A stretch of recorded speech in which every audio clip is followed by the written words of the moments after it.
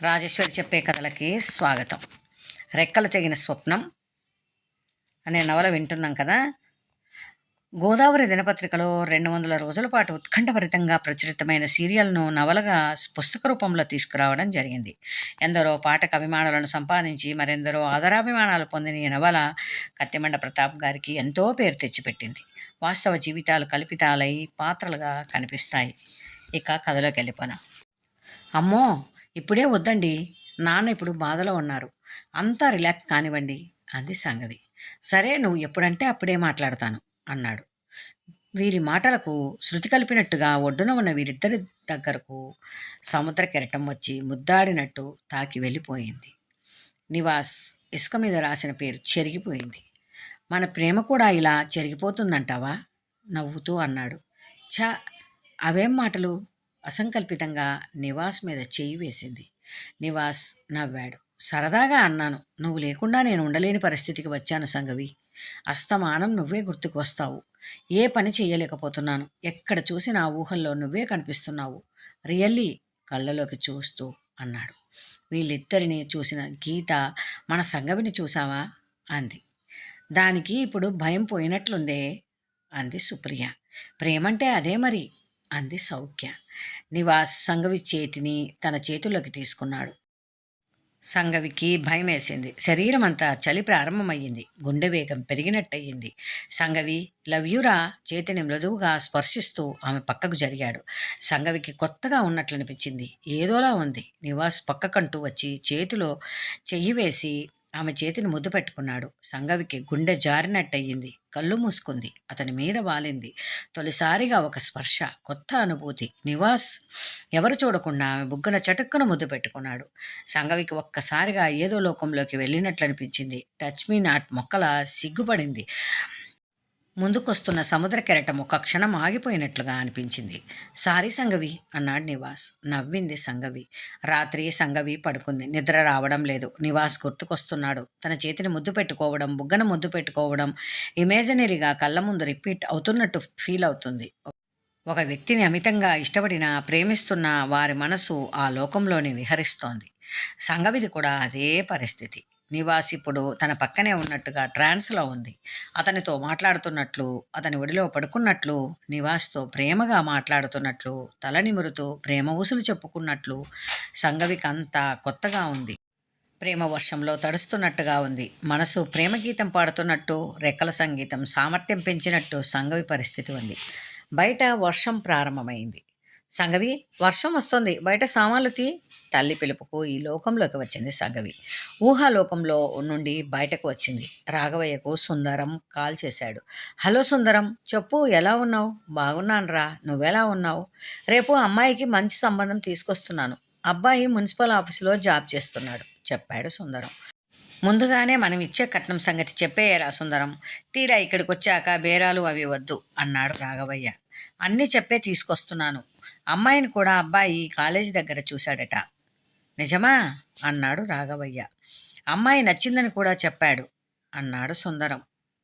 నిజమే రాఘవయ్య, అబ్బాయి తల్లిదండ్రులు కూడా చాలా మంచివాళ్ళు. కానీ నీకు ఓ విషయం చెప్పాలి అని ఆగాడు సుందరం. చెప్పు సుందరం, రాఘవయ్య అడిగాడు. ఫోన్లో కాదులే, నేను ఇంటికి వచ్చే అన్ని వివరంగా చెప్తాను అన్నాడు సుందరం. సరే అన్నాడు రాఘవయ్య. గీతకు కాల్ చేశాడు నివాస్. ఈరోజు మనమందరం టౌన్కి వెళ్దాం అన్నాడు. గీత ఒప్పుకుంది. కాలేజీకి హాలిడే కావడంతో ఫ్రెండ్స్కి ట్యూషన్ ఉందని చెప్పమని ఫ్రెండ్స్కి ఫోన్ చేసి చెప్పింది. సంగవి తండ్రికి కాల్ చేసింది గీత. ట్యూషన్ క్లాస్ ఉంది, సంగవికి చెప్పమని చెప్పింది. సరే పంపిస్తాను అన్నాడు. 11 గంటలకు అందరూ కాలేజీకి బయలుదేరారు. నివాస్ కారు వేసుకొని వచ్చాడు. సంగవి ఫ్రంట్ సీట్లో కూర్చుంది. మిగతా ముగ్గురు వెనకాల కూర్చున్నారు. ఏంటి నివాస్ గారు, సడన్గా సర్ప్రైజ్, టౌన్కి వెళ్దామని అడిగింది సుప్రియ. ఈరోజు ఎలాగూ హాలిడే కదా, సరదాగా ఎంజాయ్ చేద్దామని అన్నాడు. మా కోసమా సంగవి కోసమా అడిగింది సుప్రియ. మీరేదనుకుంటే అదే నవ్వుతూ అన్నాడు. నివాస్ గారు, సంగవి విషయంలో మీరు క్లారిటీకి రండి. ఏ విషయం? ఇంకా క్లారిటీ ఏముందండి, సంగవి మ్యారేజ్ విషయంలో మీరు ఏదో ఒక నిర్ణయానికి రావాలి. చూడండి, సంగవి అంటే నాకు ప్రేమ, ఇష్టం అన్నీ. అలాంటి సంగవి నేను ఎలా వదులుకుంటాను? ఎవరేమన్నా నేను సంగవిని పెళ్లి చేసుకుని తీరతాను అని సంగవి చెయ్యి మీద చెయ్యి వేసి నొక్కాడు. థ్యాంక్ యూ, మా సంగవి చాలా అదృష్టవంతురాలు అంది సుప్రియ. కారు టౌన్లో ఒక సినిమా హాల్ ముందర ఆపాడు. అందరికీ టికెట్స్ తీశాడు. హాల్లోకి వెళ్ళారు. సంగవి నివాస్ పక్కనే కూర్చుంది. ముగ్గురు వేరే చోట కూర్చున్నారు. సంగవికి భయం వేసింది. ఇదంతా కొత్తగా ఉంది. గీతా వాళ్ళందరూ కావాలనే వేరే చోట కూర్చున్నారు. ఫ్రెండ్స్ బాగా సహకరించి అది కూడా ఒక మానసిక అనుభూతిలా ఫీల్ అవుతారు. ఇద్దరిని కలపడానికి మీడియేటర్స్గా సహకరించడంలో కూడా హ్యాపీ ఫీల్ అవుతారు. కన్విన్స్ చేసి ఒప్పించడంలో కూడా ఫ్రెండ్స్ పాత్ర ఎక్కువగా ఉంటుంది. సినిమా మొదలయ్యింది. థియేటర్ అంతా చీకటిగా మారింది. సంగవి భుజం మీద చెయ్యి వేశాడు. సంగవి భయపడింది. నివాస్ ఆమెను తన వైపు లాక్కున్నాడు. సంగవి వదిలించుకుందామనుకుంది, కానీ తెలియకుండా అతని భుజం మీద వాలింది. నివాస్ ఆమెను ముద్దల వర్షంలో తడిపేశాడు. సంగవి కొత్త అనుభూతికి లోనయ్యింది. రాఘవయ్య ఇంటికి వచ్చాడు సుందరం. కాఫీ తాగిన తర్వాత సంబంధం గురించి చెప్పాడు. అబ్బాయి గవర్నమెంట్ ఉద్యోగం. అమ్మ నాన్న చాలా మంచివాళ్ళు. కట్నం విషయంలో పట్టింపు లేదు. కానీ చెప్పడం ఆపాడు సుందరం. ఏదో దాస్తున్నావు, చెప్పు సుందరం. మన మధ్య దాపరికాలెందుకు?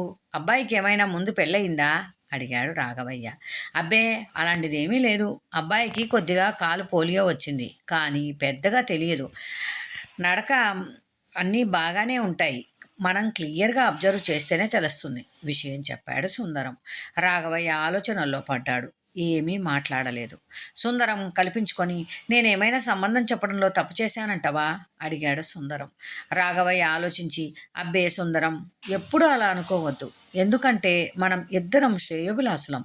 అబ్బాయిని చూద్దాం, నచ్చితే చేద్దాం అన్నాడు. సరే, అమ్మాయి సుఖపడుతుందంటే అదే చాలు మనకు అన్నాడు రాఘవయ్య. ఇద్దరు చాలాసేపు మాట్లాడుకున్నారు. సినిమా వదిలారు. రిలయన్స్ మార్ట్కి తీసుకెళ్లాడు. మీ అందరికీ డ్రెస్ తీసుకోండి అన్నాడు. వద్దన్నారు. సంగవికి మాత్రం చీర కొనిచ్చారు. తిరిగి హోటల్కి తీసుకెళ్లాడు. అందరూ టిఫిన్ చేశారు. కాలేజీ వదిలే టైంకి తీసుకొచ్చి వదిలాడు. సంగవి చీర ఇంటికి పట్టుకెళ్ళడానికి భయపడింది. తర్వాత తీసుకుంటాను, నీ దగ్గర ఉంచు అని గీతకిచ్చింది. గీత తీసుకుంది. ఇంటికి వచ్చేసరికి సుందరం రాఘవయ్య పిచ్చాపేట మాట్లాడుకుంటున్నారు. సంగవి సుందరాన్ని పలకరించి లోపలికి వెళ్ళింది. అమ్మా, మళ్ళీ సుందరం వచ్చాడు, ఏదైనా సంబంధమా తల్లిని అడిగింది. లేదమ్మా, మామూలుగానే వచ్చినట్టున్నారు చెప్పింది తల్లి. బయట మాటలు సావిత్రి వినకపోవడంతో అలా చెప్పింది. సంగవి తన గదిలోకి వెళ్ళింది. మనసులో లేదు. నివాస్తో గడిపిన సమయం ఒక మధురానుభూతిలా ఉంది. బాగా గుర్తొస్తున్నాడు. చిలిపిగా గుర్తొస్తున్నాడు. తొలిసారిగా ఒక స్పర్శ ముద్దాడటం, తొలిసారిగా ఒక స్పర్శ శరీరాన్ని తాకడం కొత్తగా మత్తుగా అనిపించింది. ఒక మైకం కమ్మినట్టు, మేఘం నల్లటి దుప్పటిలా చుట్టేసి ఇద్దరిని బంధించేసినట్టు, తారలన్నీ కునుకు తీస్తున్నట్టు, సిగ్గుపడుతున్నట్టు సంగవి మనసు కొత్తగా విహరిస్తోంది. ఇలా సంగవి ఊహాలోకంలోకి వెళ్ళిపోతుంది. నివాస్ ఊహలు చాలా ఇబ్బంది పెడుతున్నాయి. అదే ధ్యాస.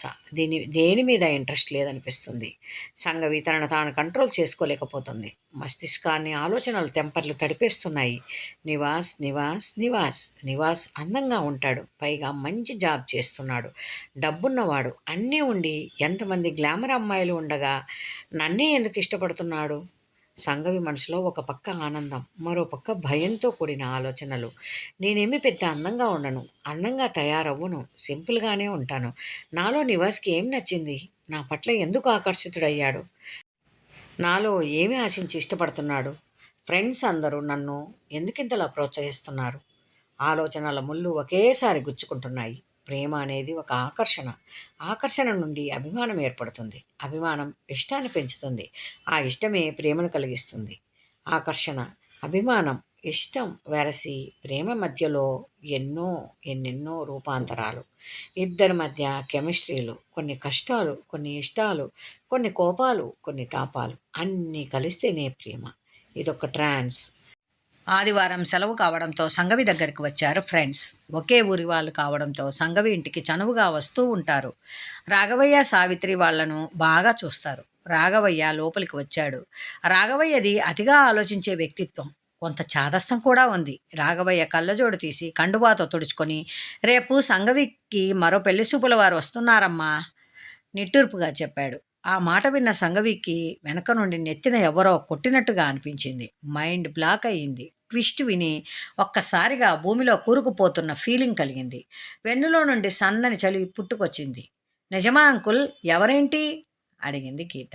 పక్క ఊరేనమ్మా. మున్సిపల్ ఆఫీసులో ఉద్యోగం చేస్తున్నాడు. మంచి జీతం కూడా, చెప్పాడు రాఘవయ్య.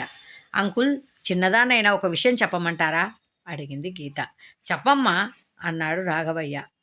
సంగవి పెళ్లి విషయంలో మీరు ఎందుకు అంత టెన్షన్ పడిపోతున్నారు చెప్పండి. ఎక్కడ రాసి ఉంటే అక్కడే జరుగుతుంది. అయినా సంగవికి ఇంకా డిగ్రీ పూర్తి కాలేదు. మా వయసే కదా. మా పేరెంట్స్ ఇంకా మా పెళ్ళిళ్ళకు తొందరపడటం లేదు. మీరు ఎందుకు కంగారు పడి బాగా టెన్షన్ పడిపోయి ఆరోగ్యం పాడు చేసుకుంటున్నారు చెప్పండి, అంది గీత. రాఘవయ్య చిన్నగా నవ్వాడు. నువ్వు అడిగింది తప్పు కాదమ్మా. మీ పేరెంట్స్ అంటే అది వాళ్ళ ఇష్టం. నువ్వు ఉన్నావంటే మీ నాన్న 5 నుండి 10 లక్షల వరకు కట్నం ఇచ్చే స్తోమత ఉంది. అలాగే సుప్రియ, సౌఖ్యల పేరెంట్స్ కూడా ఇవ్వగలరు. కానీ అంత ఇచ్చుకునే కెపాసిటీ లేదు కదా. మధ్యతరగతి కుటుంబాలు. నీకు బైక్ ఉంది, కానీ నేను కనీసం సైకిల్ కూడా సంగవికి కొనివ్వలేకపోయాను. కారణం పేదరికం, ఎన్నో బాధలు. ఇంకో విషయం, నా ఆరోగ్యం బాగుంటే దీని పెళ్ళికి కట్నం కోసం ఇంకో 1,00,000 ఇచ్చేవాడిని. ఆ 1,00,000 ఆపరేషన్కి అయిపోయాయి. ఇలా చెప్పుకుంటే ఎన్ని కష్టాలమ్మా. రాఘవయ్య గొంతులో బాధ స్పష్టంగా కనిపించింది. గీత ఏమీ మాట్లాడలేదు. సంగవికి ఏడుపు వచ్చింది. కళ్ళలో ఎంత దాచుకుందామని ప్రయత్నించినా కన్నీరు ఆగనంటూ చెక్కిలిపై కారి ఓదార్చి రాలిపోయింది. చున్నీతో కన్నీళ్లు తుడుచుకుంది. వచ్చే సంబంధం వాళ్ళు కట్నం విషయంలో పెద్ద పట్టింపు లేదు అన్నారని రమ్మన్నాను. కుర్రాడు ఉద్యోగి కూడా, చెప్పాడు రాఘవయ్య. ఉద్యోగి ఉద్యోగి అంటున్నారు. అందరూ ఇలా ఉద్యోగి కావాలంటే ఎలా అంకుల్? అంది సుప్రియ. వంటగదిలో నుండి సావిత్రి వచ్చింది. సంబంధం వస్తుందని కనీసం నాతో ఒక్క మొక్క కూడా చెప్పలేదేమిటండి? అడిగింది భార్య. మీరంతా అస్తమానం సంబంధమని అంటున్నానని అనుకుంటున్నారని చెప్పలేదు సావిత్రి, అన్నాడు రాఘవయ్య. మీరు ఎప్పుడూ అంతే, అంది భార్య.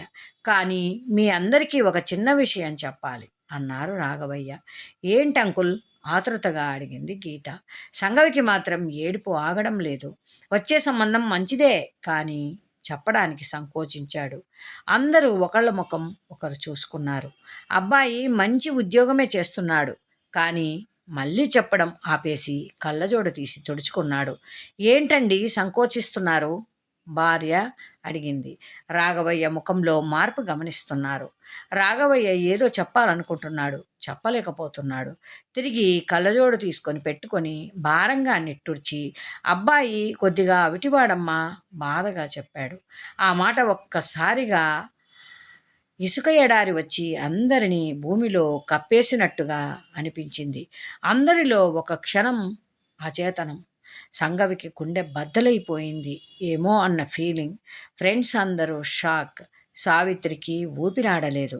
రాఘవయ్య కల్పించుకొని, ఏమిటి అందరూ ఇలా అయిపోయారు, ఇప్పుడు ఏం జరిగిందని అన్నాడు.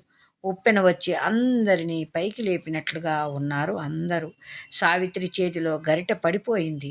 సంగవి గట్టిగా ఏడ్చేసింది. అందరూ సంగవి దగ్గరకు వచ్చి ఓదార్చారు. భార్య ఏడ్చింది. సంగవిని చూసి వారంతా కన్నీళ్లు పెట్టుకున్నారు. రాఘవయ్య వస్తున్న దుఃఖాన్ని ఆపుకోవడానికి ప్రయత్నిస్తున్నాడు. గొంతు పెగలడం లేదు.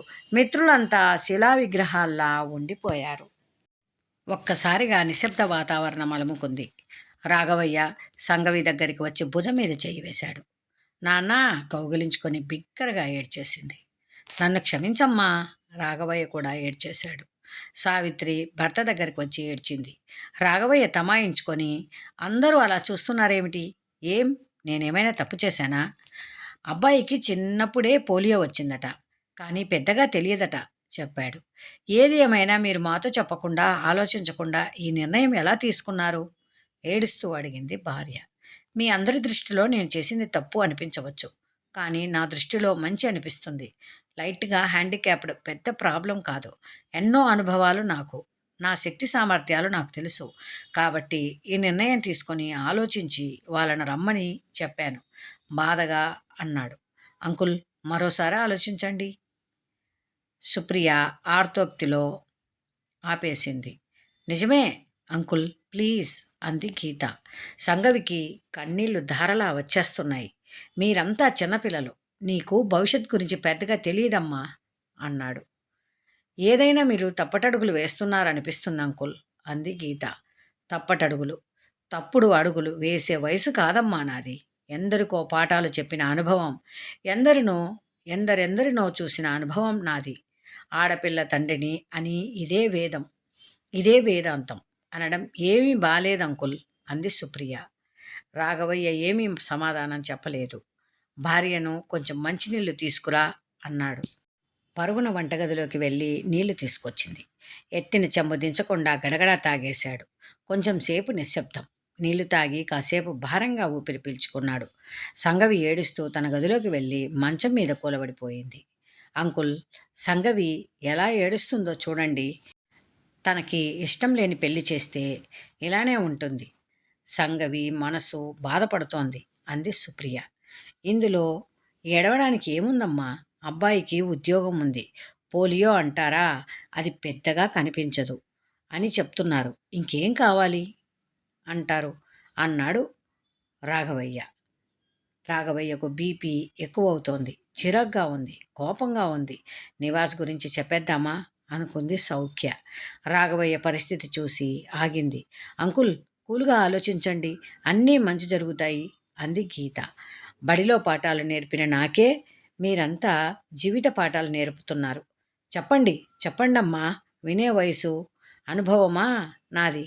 నాకన్నీ తెలుసమ్మా. రాఘవయ్య ముఖంలో కోపం కనబడింది. మీకు పాఠాలు చెప్పేవాళ్ళమా అంకుల్? ఏదో సంగతి గురించి మాట్లాడాము తప్ప, మేమేమైనా తప్పుగా మాట్లాడితే క్షమించండి అంది సౌఖ్య. అలా ఏమీ అనుకోవడం లేదమ్మా. నా దగ్గర ఏదైనా అనే చనువు మీకుందిలే అన్నాడు. భార్య కలుగు చేసుకొని, ఏవండి, సంగవి ఏడుస్తుంది. దానికి ఇష్టం లేని పెళ్లి చేస్తే జీవితాంతం ఇలానే ఏడుస్తుంది. సుఖపడుతుందా చెప్పండి? ఆమె కళ్ళల్లో నీళ్లు సుడులు తిరిగాయి. దయచేసి కొద్దిసేపు మీరెవ్వరూ మాట్లాడకండి కోపంగా అరిచాడు రాఘవయ్య.